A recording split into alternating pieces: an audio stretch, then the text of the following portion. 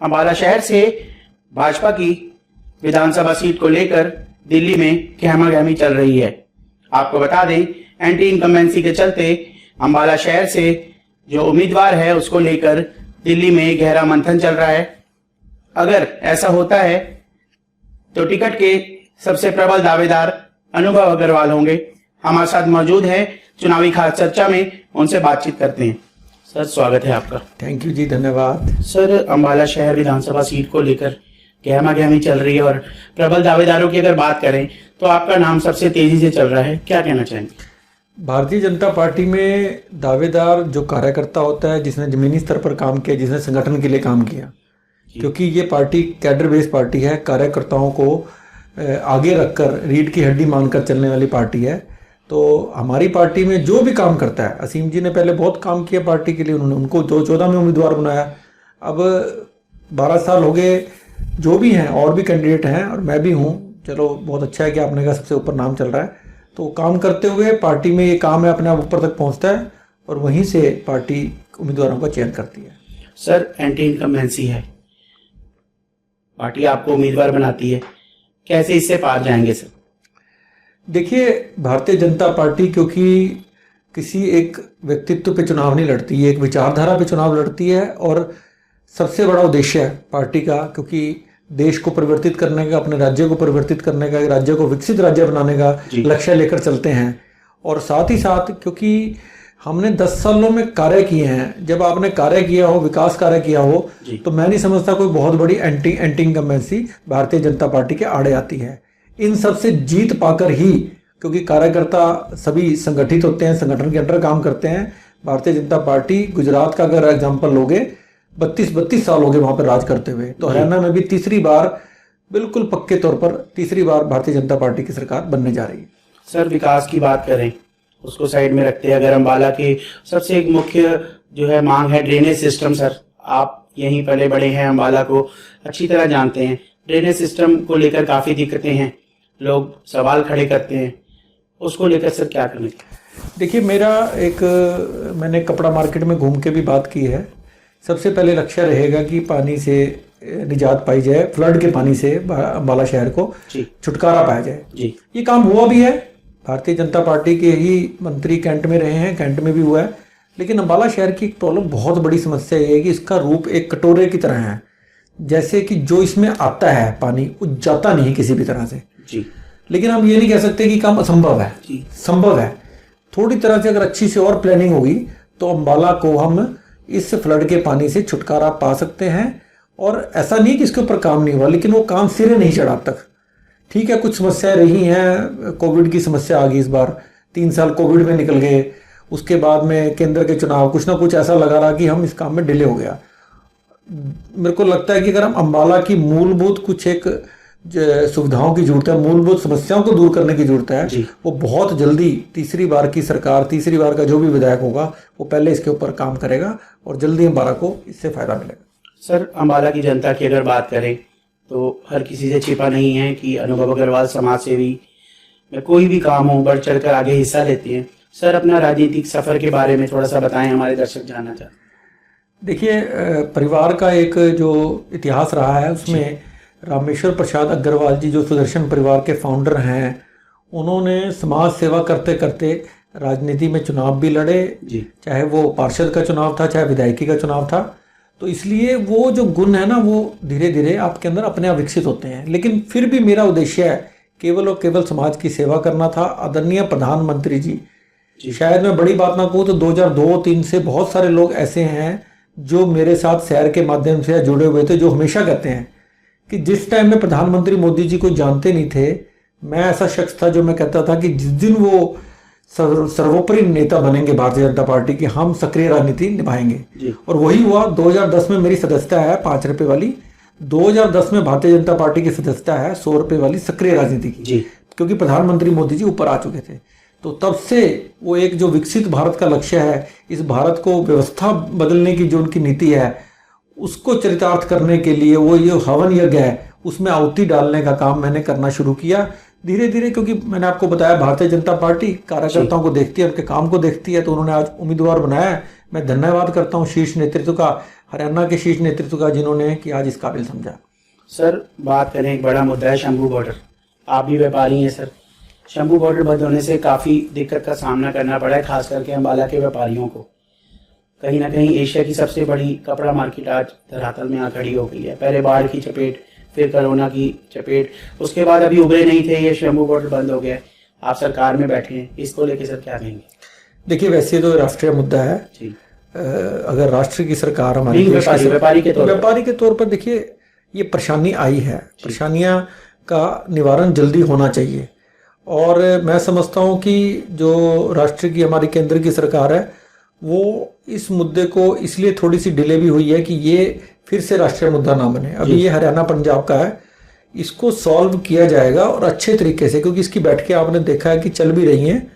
लेकिन मैं ये कहता हूं कि अगर हमारे हाथ में कभी कलम आए, पावर आए, तो हम व्यापारी, किसानों, सरकार को मिला जुड़ सकते हैं अच्छी तरह से, कि आपस में बैठ के एक ऐसा सोल्यूशन निकले कि किसी को तकलीफ भी ना हो और सांप भी मर जाए और लाठी भी ना टूटे। ऐसा कुछ ना कुछ करने का प्रयास जरूर करेंगे, अपने एफर्ट्स कर सकते हैं पूरे अच्छी तरह से। सर हर पार्टी का एक विजन होता है, चाहे वो राष्ट्रीय मुद्दे हों, चाहे अपना प्रदेश स्तर के मुद्दे हों, लेकिन अम्बाला को लेकर सर आपका क्या विजन है? आपके अपना विजन क्या है अपने अम्बाला को लेकर? मेरा सबसे बड़ा विजन अम्बाला को लेकर ये है, मैंने आपको पहले बताई अभी बात जी, कि बहुत सारे नेता पहले भी रहे हैं जिन्होंने कहा कि मैं पेरिस बनाऊंगा अम्बाला को। मैंने जनता से आम बात की, पेरिस तो कहते बात की बात है, पेरिस क्या करना है बना के, अम्बाला ही रह जाए तो शायद बहुत अच्छा रहेगा। अम्बाला को शायद मैं नहीं समझता कि हम बहुत बड़े से पत्थर, मार्बल और बहुत चमकाने का काम ना करें, दिखावटी वाला। जी। उसकी जगह जैसे आपने कहा कि पानी की समस्या है, कोई भी समस्या हल ना हो, पानी की समस्या ही अगर हल हो जाए और छोटी छोटी नाली से रिलेटेड, खड्डों से रिलेटेड जरूरतें अम्बाला की अगर टाइम से पूरी होते रहें, तो अम्बाला के लिए वो मुख्य काम है। अम्बाला को राष्ट्रीय स्तर के जो काम है वो बहुत अच्छे हैं, लेकिन अम्बाला को खुद की जरूरतें जो हैं, थोड़ी सी सफाई व्यवस्था, छोटी छोटी चीज़ें और हैं। और मेन तो देखो, जो आपने कहा पानी की समस्या सबसे बड़ी है, उसको सोल्यूशन करने का पहला मकसद हमारा ये रहेगा कि हम 1-2 साल के अंदर इसको कुछ ही, लेकिन सारा काम होगा प्लानिंग से। अगर हम टुकड़ों में काम करेंगे ना जी, यहाँ से लेके नावल्टी तक, नावल्टी से लेके जगाधरी गेट तक, जगाधरी गेट से लेके बेटी बचाओ चौक तक, तो ये सोल्यूशन नहीं, पूरा ब्लूप्रिंट है कि पूरा एक साथ तैयार करना पड़ेगा। जैसे कैंट में हुआ ना जी, कि अगर आप कमिश्नर कॉर्पोरेशन रहे हैं, वहां के ईओ रहे हैं, उनसे पूछोगे तो उन्होंने ये बताया कि एंड टू एंड सीवरेज का पाइप का साइज जो आज जुड़ता है उससे कई गुना बड़ा डाल दिया गया जी। तो आपने बारिशों में देखा ही है कि चलो अम्बाला में बारिश भी ज्यादा हुई है इस बार, सिटी में स्पेशली, कैंट में 200 कुछ मिलीमीटर हुई है, यहाँ पे 300 कुछ हुई है। वो एक दिन की बारिश, क्योंकि ये ग्लोबल वार्मिंग का भी परिणाम है कि बारिश एकदम से ऐसे गिरती है फ्लड की तरह, बादल फटना जो पहाड़ों में होता था वो शहरों में लोकल ग्राउंड पे होने लग गया, जमीनी शहरों में, उसका भी परिणाम है। लेकिन फिर वही बात है कि असंभव कुछ नहीं है, सब कुछ संभव है, आप अगर इसमें ध्यान से काम करोगे। सर एक बड़ा मुद्दा रहता है, हमेशा देखा गया है चुनाव में, आईएमटी। सर आईएमटी को लेकर राजनीति एकदम से गर्म रहती है, लेकिन उसके बाद कोई कहता है मैं लगाऊंगा, कोई कहता है मैं लगाऊंगा। सर आईएमटी कब लगेगी? अम्बाला की युवा जो है, बेरोजगार युवा पूछना चाहते हैं, कब आईएमटी लगेगी? देखिए, आईएमटी का जो मुद्दा है, कब लगेगी, कौन लगाएगा, ये तो कांग्रेस ने फैलाई थी जी। कांग्रेस का एक नेता कहता था लगेगी, एक कहता था नहीं लगेगी, क्योंकि वहां पे लड़ाई इस बात की होती है, वहां ये तो मानते नहीं कि सरकार लगा रही है जी, या वो आपकी पार्टी लगवा रही है। वहां तो ये होता है कि एक नेता ये काम कर रहा है। भारतीय जनता पार्टी में कुछ नहीं है, यहाँ तो प्रदेश की सरकार, भारतीय जनता पार्टी। अब शहर में जो 50 काम हुए हैं, अगर आप पूछोगे तो मैं आपको 50 गिनवा दूंगा, वो काम विधायक के नहीं है, ठीक है विधायक ने किए हैं, वो तो भारतीय जनता पार्टी के और प्रदेश की सरकार के काम है जी। उसको कोई कहे जी कि जगमोहन जी ने जिला अध्यक्ष करवा दिए या बतौरा जी ने करा दिया, अनुभव अग्रवाल ने कराया सी, ये भारतीय जनता पार्टी में नहीं है। दूसरी बात आईएमटी की, अगर आईएमटी कांग्रेस की तरह से बननी होती तो शायद जैसे आपने पहले टाइम में सुना ना कि 10,000 एकड़ रिलायंस को 10 लाख रुपए एकड़ में गुड़गांव के पास सारे एरिया में दे दिए गए। SEZ हरियाणा में कब आया बताओ? आया कभी नहीं आया ना जी। तो कब आया? और वो 10 लाख रुपए एकड़ एक किसान की जमीन जो जिसकी कीमत वहां 50 लाख रुपए होती थी। आपको हरियाणा का भी, अम्बाला का भी एग्जाम्पल पता है कि बननी थी वाटिका, जमीन एक्वायर कर ली गई। एक प्राइवेट कॉलोनी के लिए जमीन एक्वायर करना क्या मतलब, 10 लाख रुपए की जमीन एक्वायर करेगी, किसानों की जमीन 30-40 लाख की थी जी। अब नहीं होता ये काम। अब तो केवल सरकार का एक फार्मूला है। सरकार पब्लिक वेलफेयर के लिए एक्वायर करती है, उसके अलावा एक्वायर नहीं करती। और एक्वायर में रेट आपको पता होगा इतना ज़्यादा हो चुका है कि किसान चाहते हैं, एक आम आदमी चाहता है, एक गाँव का आदमी चाहता है कि मेरी ज़मीन एक्वायर हो जाए।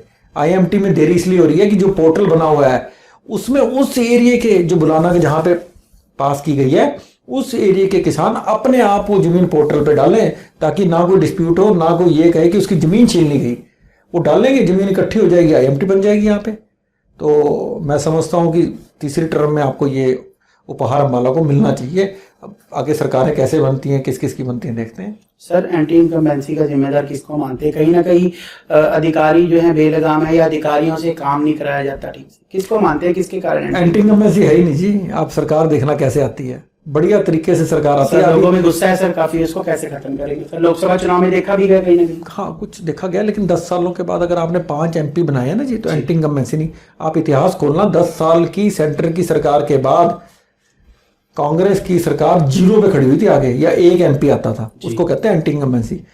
ये इसके अंदर कहीं ना कहीं उन्होंने एक नैरेटिव ऐसे चलाए जो नैरेटिव जनता के बीच में नीचे तक चले गए, जिसको भारतीय जनता पार्टी तोड़ नहीं पाई। संविधान का मुद्दा, चुनाव, आखिरी चुनाव होगा, आपका आरक्षण खतरे में आ गया, ठीक है ना जी, आपके अधिकार खतरे में आ गए, आपका लोकतंत्र खतरे में आ गया। ये किसी को भी बताओगे ना, मेरी अपनी फैक्ट्री के 200 लोग हैं, वो मेरे को पूछते थे भैया क्या हम आखिरी वोट डालने जा रहे हैं? उनके दिमाग में करके उनको समझाना पड़ा। मैंने इसीलिए, मेरे को खुद लगा एक फेज के बाद मैंने एक वीडियो डाउनलोड करके डाली थी कि ऐसा कुछ नहीं है, मोदी जी केवल लोकतंत्र की बात करते हैं। संविधान की धज्जियां तो पुरानी पार्टियों ने, विपक्ष ने, कांग्रेस ने 70 साल उड़ाते रहे। बहुत सारे एग्जाम्पल है, लंबी बात हो जाएगी, आपसे करेंगे तो। सर, क्या अनुभव अग्रवाल लोगों की नाराजगी अम्बाला शहर की अगर बात करें तो वो दूर कर पाएंगे? पार्टी मौका देती है। मैं कॉलेज का जीवन जिया, शायद 100 दोस्तों में एक भी शिकायत नहीं आपको करेगा। ये मेरा नहीं है, प्रभु का आशीर्वाद है, एक व्यवहार है। उसके बाद मैंने अपनी फैक्ट्री ज्वाइन करी। फैक्ट्री में कोशिश रहा कि कोई भी वर्कर नाराज होकर ना जाए। फिर मेरी शादीशुदा जिंदगी शुरू हुई। परिवार में देखो, परिवार में हल्का कहा सुनी रहती है, लेकिन परिवार भी बहुत स्मूथली, अच्छी से, आपको पता होगा इस शहर में। उसके बाद मेरा सामाजिक जीवन, राजनीतिक जीवन।